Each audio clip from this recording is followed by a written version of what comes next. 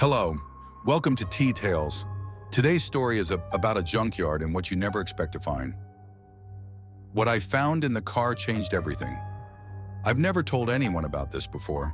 Not because I'm ashamed, but because I know no one would care. People hear messed up stories all the time, but they always think it only happens to someone else, somewhere far away. But this happened to me. I was 19 years old, working a shitty job at a scrapyard in some no-name town. It was dirty, boring, and paid like crap, but it was money. The job was simple. People dropped off their old cars, we stripped anything valuable, and then we crushed what was left into metal blocks. Some cars had been sitting in fields for decades.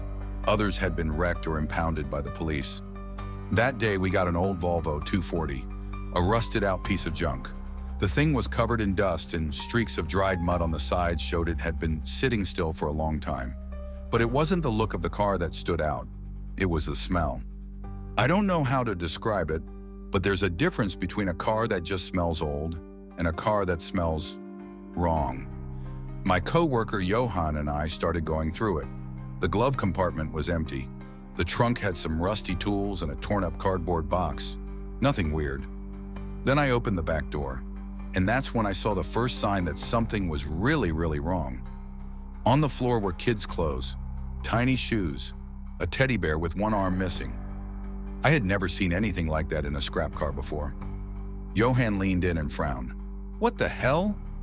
I bent down and reached under the driver's seat. I expected to find a lost toy or a dirty blanket. But what I pulled out was something else entirely. A bone.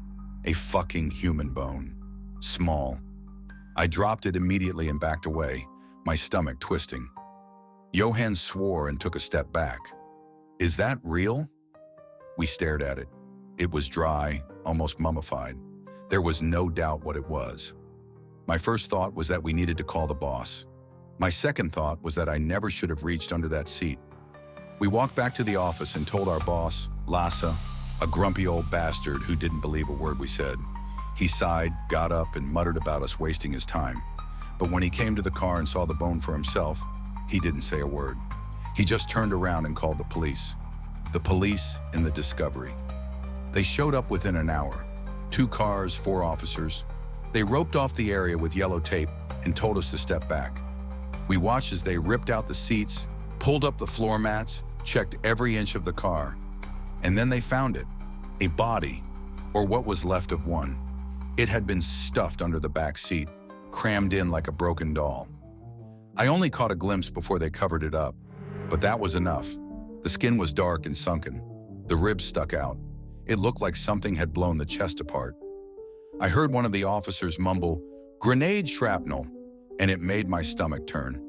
Who the hell dies from grenade shrapnel in an old Volvo? Later, we heard that the car had belonged to a man who disappeared 10 years earlier, a former soldier.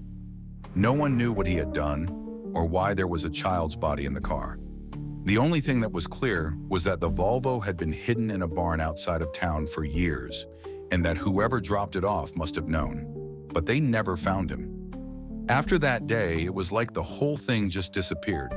The police took the car, the boss told us to keep our mouths shut, and the next day we were back at work like nothing had happened. Johan and I never talked about it. Not once. But sometimes when I drive past a scrapyard, I wonder how many other cars come in with secrets buried in the back seat, and I know I will never ever reach under a seat again.